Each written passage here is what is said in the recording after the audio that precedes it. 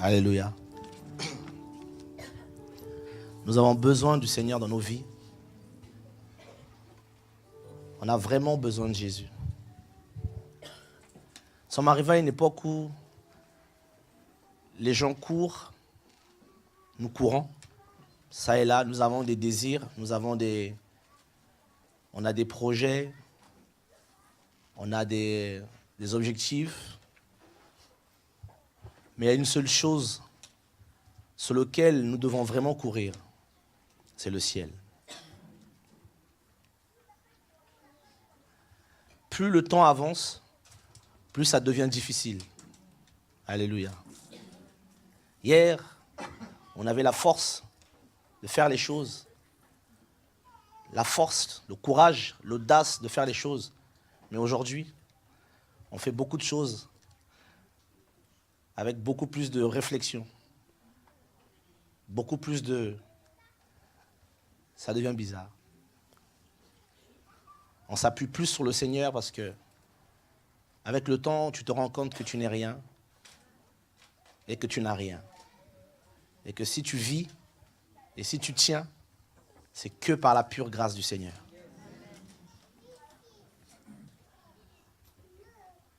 Lorsque nous nous réveillons le matin, lorsque nous marchons, nous courons, mais il y a beaucoup de choses qui, petit à petit, avec le temps, commencent à s'étioler dans nos cœurs.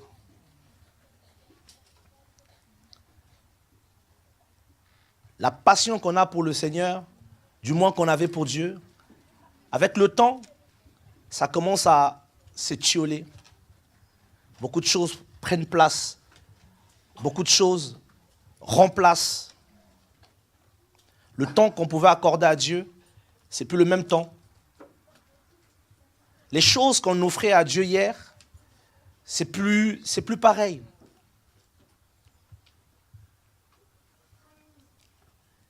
Et nous continuons à courir. On est dans une course et on court, mais souvent on ne regarde pas si on est toujours sur sa ligne, sur sa piste. Et plus on avance, plus beaucoup de choses se manifestent de plus en plus. De plus en plus de chocs, de plus en plus la méchanceté mise à nu des hommes. De plus en plus des gens qu'on pouvait croire, on disait mais lui, waouh, je dis Seigneur, mais c'est bizarre. L'homme est devenu méchant. Et plus on avance, et plus le cœur de l'homme est mis à nu. Mais on ne fait pas souvent on ne s'arrête pas pour dialoguer, pour discuter avec Dieu, pour faire un bilan, faire un check-up avec Dieu. On est tous dans la course et chacun court.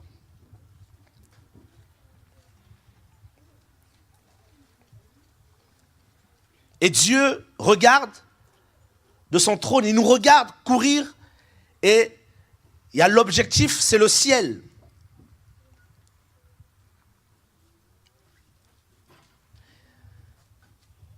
Il y a quelque chose que Dieu fait, que je suis en train de voir le Seigneur faire, qui me fait peur parce que je n'aimerais pas me retrouver derrière c'est que je vois Dieu en train de faire je vois Dieu en train de préparer son église. On le dit souvent, on le prêche souvent, nous l'entendons souvent. Dieu prépare son église.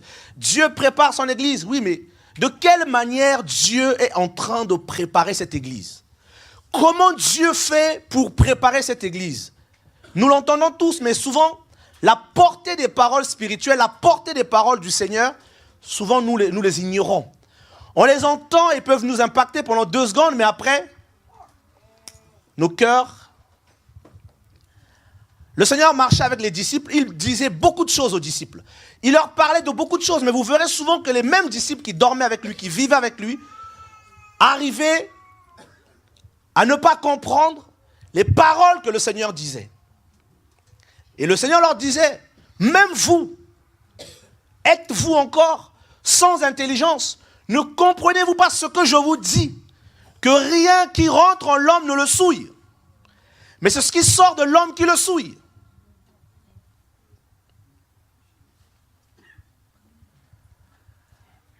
Comment est-ce qu'on peut vivre et dormir auprès de la lumière et rater le coche?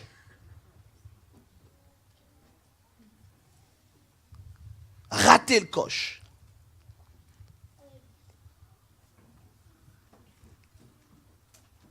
Judas était à côté de Jésus.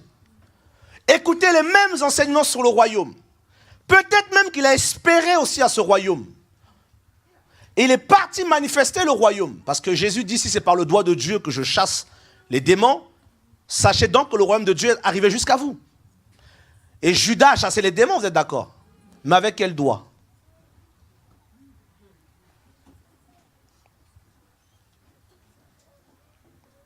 Oh chrétien, plus j'avance maintenant, plus j'ai peur.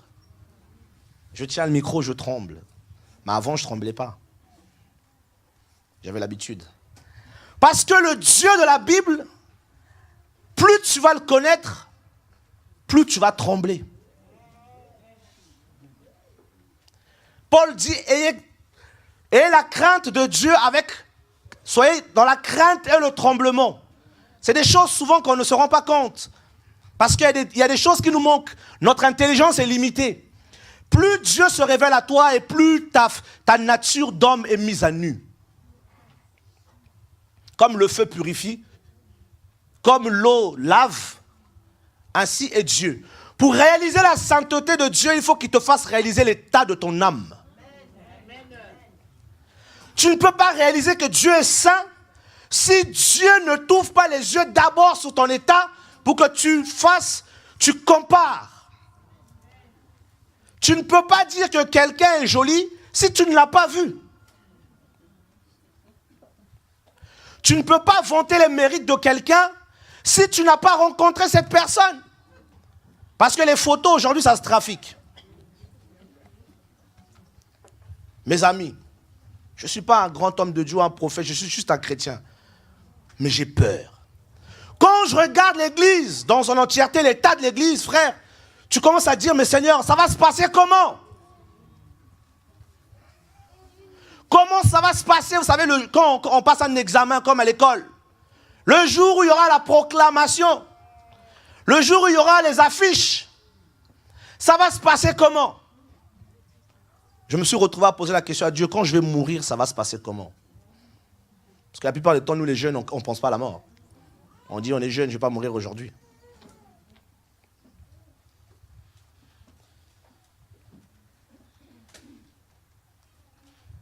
Et Dieu est en train de préparer son épouse.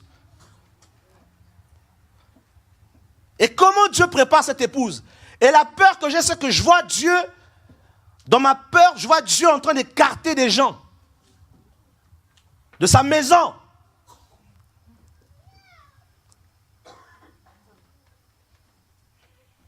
C'est que quand Dieu écarte, ces gens ne se rendent même pas compte. Et quand même tu leur parles dans leur folie, ils pensent qu'ils ont raison. Comment toi, un homme, tu peux croire maîtriser un être qui n'a pas d'âge, dont les œuvres sont insondables? Tu as quel âge? 200 ans? Ça m'étonnerait.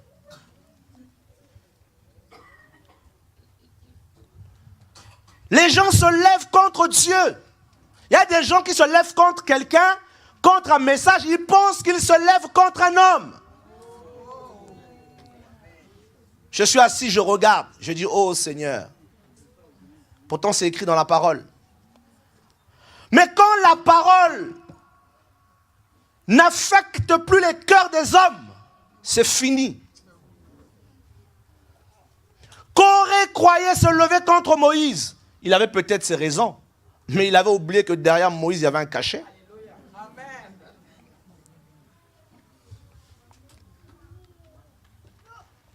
Moi aussi, Dieu m'a appelé. Hier, ça faisait plaisir, Dieu t'appelle. Mais aujourd'hui, est-ce que tu as déjà réalisé qu'est-ce que c'est d'être appelé du Seigneur?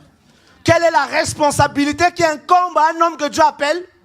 Il est plus facile d'aller en enfer quand on a un appel que quand on est normal.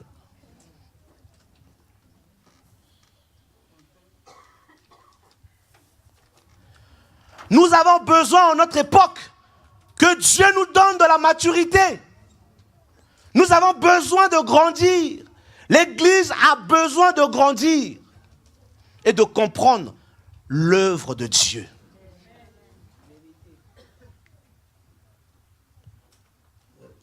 L'œuvre de Dieu, c'est le salut des âmes. L'œuvre de Dieu, c'est le repos des âmes. Et le prix que Dieu a payé est trop grand pour que toi, mon ami, tu viennes te mettre entre l'arbre et l'écorce. Si pour les âmes des hommes, Dieu a accepté de se vêtir d'humanité, et de venir sur terre, et de vivre pendant 33 ans et demi, comme un simple homme, il pouvait se permettre d'aller aux toilettes. Il pouvait se permettre d'aller couper du bois pour fabriquer des choses, parce que la Bible dit qu'il était charpentier. Si Dieu a accepté toutes ces choses, s'il a accepté le soleil, s'il a accepté de faire des kilomètres à pied,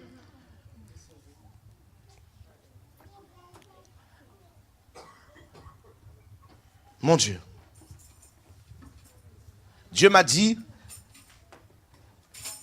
il y a quelques jours, je priais, il m'a dit l'église, la vision de l'église d'aujourd'hui, c'est une église de bâtiment. Beaucoup ont la vision des bâtiments. Voilà pourquoi ils combattent l'œuvre de Dieu.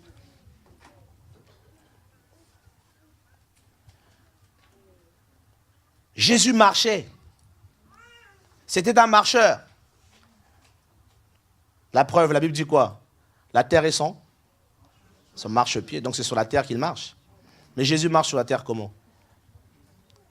Par l'église, qui est le corps de Christ. Mais c'est nous. Donc si Jésus marche, je marche aussi.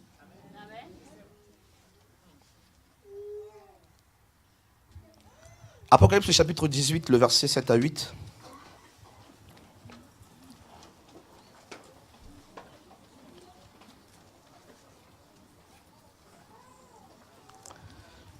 Je vais même prendre le verset 6.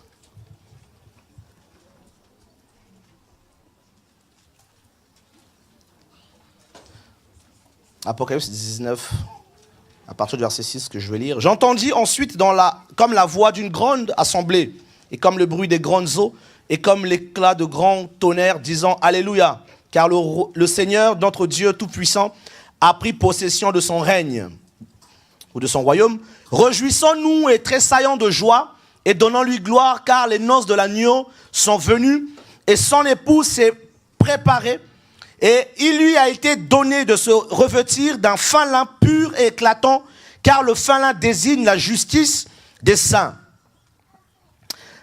Alors il me dit, écrit, bénissons ceux qui sont appelés au festin des noces de l'agneau. Et il me dit, ces paroles de Dieu sont véritables. Je m'arrête là. Le ciel dit, réjouis-toi, réjouissez-vous. Et il y avait une foule qui criait Alléluia, car les noces de l'agneau sont arrivées et son épouse a été préparée. Et c'est à ce point que je voulais venir. Ce n'est pas un homme ou qui que ce soit qui prépare l'église. C'est Dieu qui prépare son église. Parce qu'il est écrit qu'il lui a été donné de se vêtir d'un fin lin. Donc le fin lin n'est pas venu de nous. Et la Bible dit que le fin lin, c'est la justice des saints. Or, c'est Dieu qui nous justifie. Et plus on arrive et plus on avance, et plus Dieu est en train de tracer le schéma final. Le retour du Seigneur.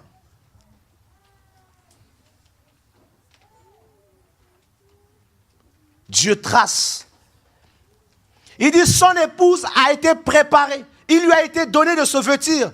Donc Dieu est en train de vêtir ses enfants. Comment?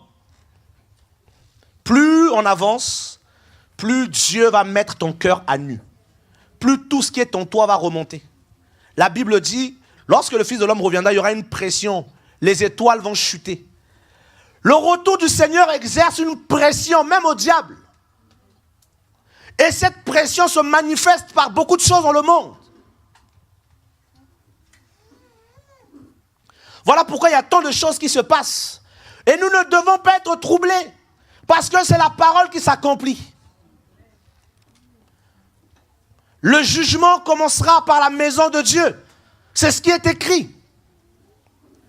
Et nous sommes à une époque, beaucoup de chrétiens sont troublés. Dieu est en train de préparer son épouse. Dieu est en train de réparer les brèches. Le Seigneur est en train de construire beaucoup de cœurs. Et Dieu, dans son amour, est en train de briser nos cœurs. Parce que l'heure du retour de Jésus n'est pas loin.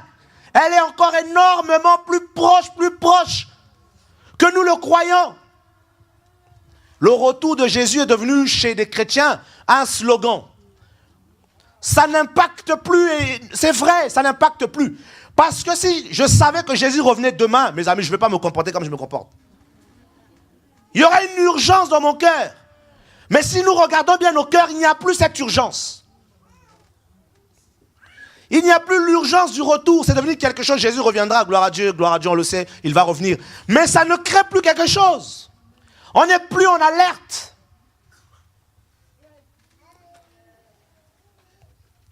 Nous demandons à Dieu des choses. Nous sommes enclins à la demande. Donne-moi. Et les choses que nous demandons au Seigneur, c'est souvent des choses pour nous faire plaisir à nous-mêmes. Très peu demandent à Dieu des choses pour leur salut.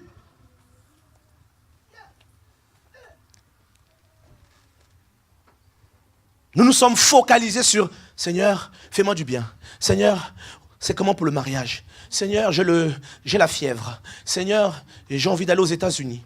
Seigneur, ouvre-moi les portes. » On va commencer à prophétiser. Je suis un enfant de Dieu. Je prophétise que les portes me seront ouvertes. Ouais, c'est tout le profit personnel.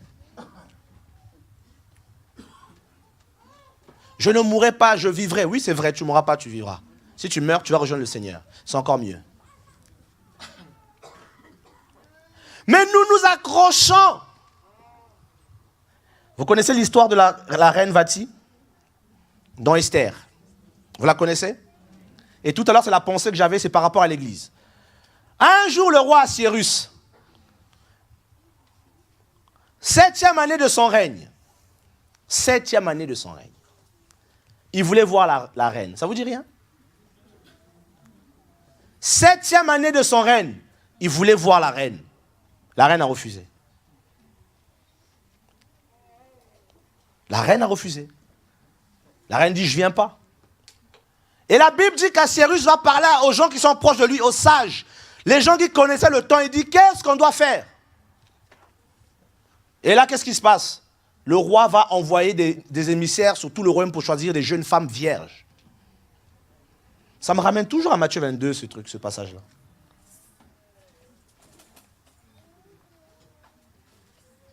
Et puis, on va préparer Esther. Et la Bible dit, on va lui donner des produits pour sa purification. Esther va recevoir des produits pour sa purification parce qu'elle avait un rendez-vous. Elle devait se présenter devant le roi. Rappelez-vous quand il fallait tuer les Juifs. Pour que tu vives, il fallait que Assyrus puisse tendre le sceptre. Mais dans la Bible, on me parle de quelqu'un qui a le sceptre. Le Shiloh. Combien de nous avons été condamnés hier? Combien sont condamnés? Mais si le roi tend le sceptre et dit que tu vis, tu vivras.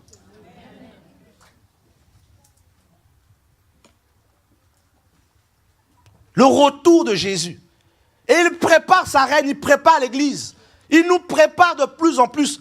Voilà pourquoi tu auras l'impression que tu es en train de bouillir. Tu auras l'impression que Dieu même ne te calcule plus. Hier, j'étais couché dans mon lit, je dis, Seigneur, mais qu'est-ce qui se passe? Tu ne me calcules plus. Et cette pensée m'est venue quand j'étais sur la croix. Tu n'as pas entendu ce que j'ai dit? Eli, Eli, Labash, Samashtani. J'ai dit, ah.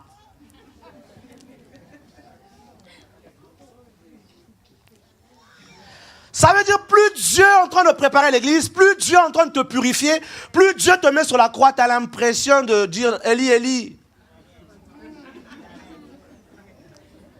Mais j'ai l'impression que même le Seigneur aussi ne me calcule plus. Mais j'ai l'impression que ça ne va pas. Que moi-même, plus tu vas te remettre en question, mon ami, plus tu vas te remettre en question et plus Dieu va se glorifier. Parce que celui qui se remet en question, il abandonne beaucoup de choses. Il s'interroge. Est-ce que ça va, Seigneur? Est-ce que je vais bien? Si tu revenais aujourd'hui, c'est ce que Dieu attend de nous. Inspection. Mais si nous continuons à avancer avec orgueil, la course à courir, au bout d'un moment, les kilos, les sacs, la chair, plus Dieu te vide, tu as l'impression que tu deviens, tu dis, mais des fois même moi-même, je vais aller compris pour ma délivrance. Non, il y a un nettoyage profond qui se fait. Il y a une purification profonde qui s'opère. Elle s'opère au niveau de ton âme. Tu vas cracher, abandonner, vomir tout. Dieu a chassé les démons, c'est vrai. Mais il faut qu'il y ait une transformation au niveau de l'âme. Transformation au niveau de ton caractère. Ta colère va partir. Ton orgueil va partir. Dieu va te permettre que tu aies des clashs avec des frères, avec des sœurs. Parce qu'il veut simplement travailler ton cœur. Quand les chrétiens ont des problèmes, tout de suite, ils veulent parler. Il faut que j'aille voir frère un tel. Il faut que je dise à frère un tel. Je n'ai pas compris ceci. Comment ça? Ce frère-là m'a parlé comme ça. Comment ce frère m'a... Mais est-ce que tu t'es un peu posé la question, peut-être, Seigneur, qu'est-ce que tu voulais travailler en moi? Quelle est l'œuvre que tu voulais faire? Nous prêchons l'humilité, mais nous refusons de nous humilier. Si quelqu'un te frappe ici, donne-lui l'autre jour. Ah non, jamais. Tu frappes ici, je donne 2. Si quelqu'un te dit, viens, on fait 100. Fais-en 200. La justice du royaume. Frère, nous n'avons pas encore tremblé devant Dieu. Plus Dieu se révèle à toi, plus tu t'affaiblis. Plus sa connaissance, tu la réalises, plus tu t'affaiblis.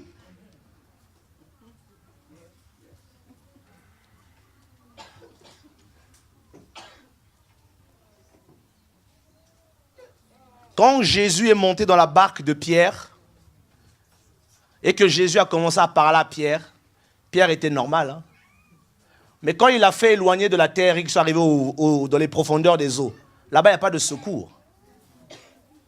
Là, Pierre s'est mis à genoux. Il a dit, retire-toi de moi car je suis un. Mais pourquoi il n'a jamais dit au début? Pourquoi il ne lui a pas dit ça au début? Il a attendu qu'il s'éloigne, parce que plus tu t'éloignes, plus tu réalises. Et la Bible dit, dès qu'ils ont quitté la mer pour arriver au sol, la Bible dit, ils abandonnèrent tout et le suivirent. Tu ne peux pas suivre le Seigneur pleinement si tu n'as pas abandonné ta nature. Tu ne peux pas dire, oh Dieu, tu es juste, si tu n'as pas connu sa justice. Tu le diras d'une manière rhétorique. Un jour, j'étais chez moi, je priais, oh Seigneur mon Dieu, Père éternel, le Dieu grand, fort et puissant, magnifique en sainteté, qui donc est comme toi, oh Dieu, dans le ciel et partout, partout. Et le Seigneur il m'a dit, hypocrite. J'ai dit, hypocrite? J'ai dit, Seigneur, qu'est-ce que j'ai fait? Je suis en train de t'adorer, je te loue, je dis des mots, tu devais être content. Et le Seigneur me pose la question, il me dit, est-ce que réalises-tu au moins chaque parole que tu dis? Introspection. Je me rends compte que je disais n'importe quoi et que tout ce que je disais était mécanique. Étaient les années de prière, c'est devenu... Il y a un mécanisme qui se crée. Waouh! Donc chaque parole que je dois dire au Seigneur, je dois peser cette parole.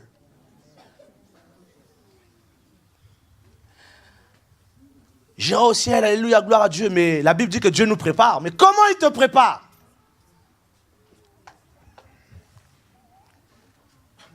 Comment?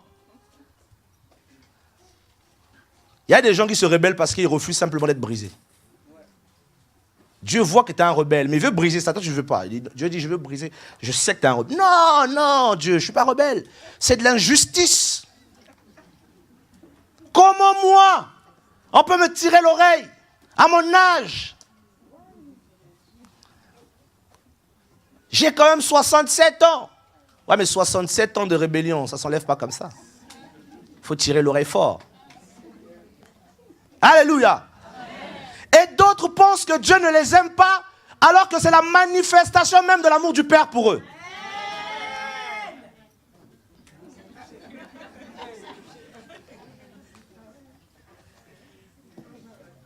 Non, mon mari, il est païen. Que la manière dont il me traite, tout ça, c'est pas possible. Dieu, je sais pas, soit tu le touches, soit tu le tues.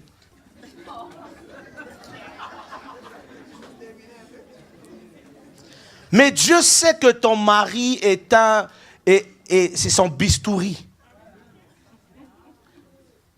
Dieu sait que ton mari, c'est son instrument d'opération.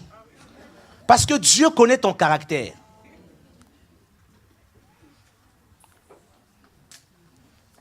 Dieu nous prépare. Seigneur, je t'aime. Il n'y a que toi dans ma vie, je ne veux vivre que pour toi. Cette parole, elle est simple à prononcer. Mais les échos de cette parole-là, c'est lourd. Tu ne veux vivre que pour quelqu'un qui est éternel, qui n'a pas regard aux choses des hommes, qui ne considère rien des hommes, qui ne trouve pas son plaisir dans les choses de la terre. C'est une grave parole, ça. Si elle se matérialise maintenant, tu vas faire quoi? Tu vas l'accepter? Toute personne qui veut vivre que pour Dieu, il doit savoir qu'il s'est condamné à mourir. En prononçant cette parole, je ne veux vivre que pour toi, c'est comme si disait à Dieu, Dieu, tue-moi. Parce que si tu veux vivre que pour Dieu, maintenant ta vie, tu vas en faire quoi? Parce qu'il faut que vous vous cédez. Il faut qu'il y ait un transfert. Je te donne ma vie, tu me donnes ta vie et je vis que pour toi. Et moi, ma vie d'avant, c'est fini. Allez, poubelle. Mais dès que ça chauffe, on veut redéterminer le contrat. Seigneur, on remet le contrat sur le tapis, il faut qu'on réétudie. Il faut qu'on revoie. Parce qu'il y a des choses qui ne me plaisent pas. Et Dieu, dans son amour, une fois j'ai dit à Dieu, même si tu me brises, même si je pleure, même si je me plains, ne t'occupe pas de mes larmes. Même si je te demandais, c'est bon, j'en peux plus, Seigneur, tu feras ce que toi tu veux. Oh Seigneur, je te donne mon libre arbitre. Et quand ça arrive, tu dis, on remet le contrat à table. Il n'y a pas de problème, voilà le contrat, tu as dit ici que si t'arrivait des choses, que je ne devais pas t'écouter. Ouais, mais ça fait quand même mal. Il dit, mais c'est toi qui as dit.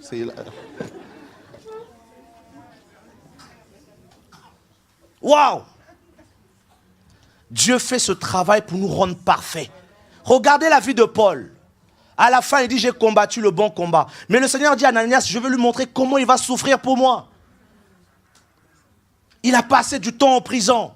Il a été frappé. Je ne sais pas combien de fois il a reçu 7 coups moins 1. Je ne sais pas combien de fois il était en naufrage. Sa vie n'était que brisement. Et nous, aujourd'hui, en nous refusant les brisements, nous refusons le travail de l'esprit, nous refusons que Dieu nous change. On est attaché comme ça. Seigneur, là, je ne bougerai pas.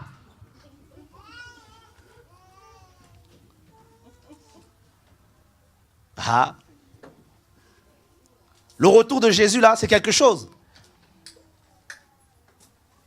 Et Dieu met dans la solitude beaucoup de ses enfants afin de leur parler profondément. Parce que s'il n'y a pas la solitude, tu ne sais pas écouter. Il y a trop de distractions qui nous entourent. Il y a trop de gens qui nous entourent. Il faut être seul. Dans la solitude, même dans la solitude, beaucoup refusent. Ils disent non, non, je n'écouterai pas. Dans la solitude, il n'y a que toi et Dieu. Et c'est là que Dieu parle à nos cœurs. Et c'est là que Dieu nous montre des choses. Et c'est là que nous pleurons. Et c'est là qu'on commence à dire à Dieu, Seigneur, change-moi. Je t'en supplie.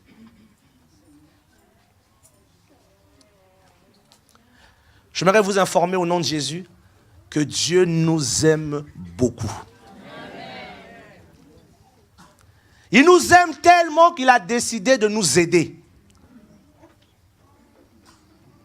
Il a décidé de nous changer. Parce que ce que le Seigneur veut, c'est rassembler son peuple. Ce n'est pas tous qui acceptent le travail que Dieu fait en ce moment. Ce n'est pas tous. Où est l'ampleur de l'œuvre qui se fait dans les nations?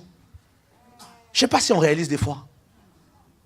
L'ampleur de l'œuvre que Dieu fait, c'est grave. Il y a des frères qui quittent depuis Madagascar. Il y a des kilomètres entre Madagascar et Paris.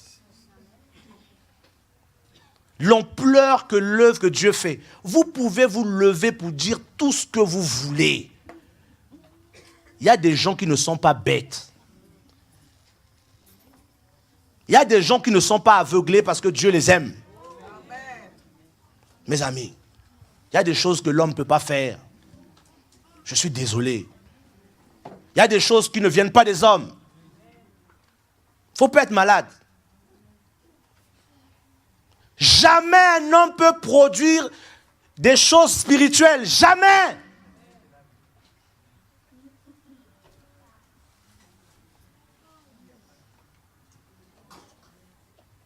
Les gens changent de vie. Les gens se repentent. Celui qui a la capacité d'emmener à la repentance, c'est Dieu seul. Il faut que nos yeux s'ouvrent. Mais vu que d'autres sont réprouvés, vu qu'il y a un tri qui se fait par le Seigneur, et c'est là que chacun de nous doit, devant le Seigneur, se remettre en question. Comment je marche, Seigneur? Mon cœur, c'est comment? Est-ce que je suis toujours avec cette passion, Seigneur? Est-ce que je suis toujours là pour toi? C'est vrai que j'entends des choses, c'est vrai que la parole, mais qu'est-ce que mon cœur, mon Dieu, c'est comment? Mon cœur est comment devant toi?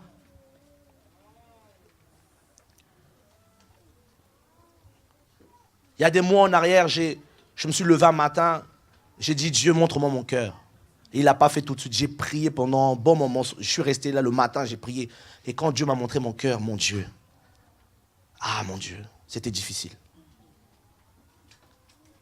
C'était difficile. Moi qui me disais, ah quand même, ça va. C'est quand même des efforts, Seigneur, on n'est pas parfait, mais 70. Hein.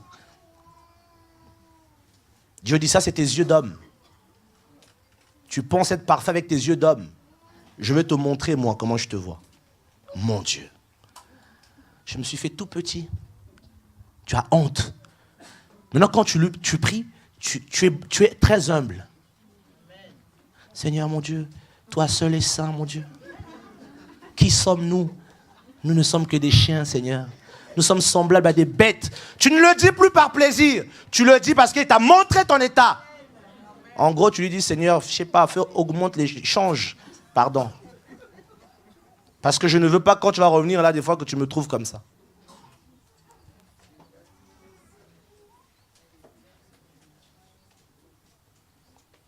La transformation. Parce que Jésus revient. Et la reine ne veut pas venir devant Dieu. L'épouse de l'agneau. Le roi des rois. Alléluia. En tout cas, soyez fortifiés. Soyez encouragés. Jésus revient. Ne baissons pas les bras. Quoi qu'il arrive, quoi que nous vivons, Dieu nous aime. Soyez fortifiés.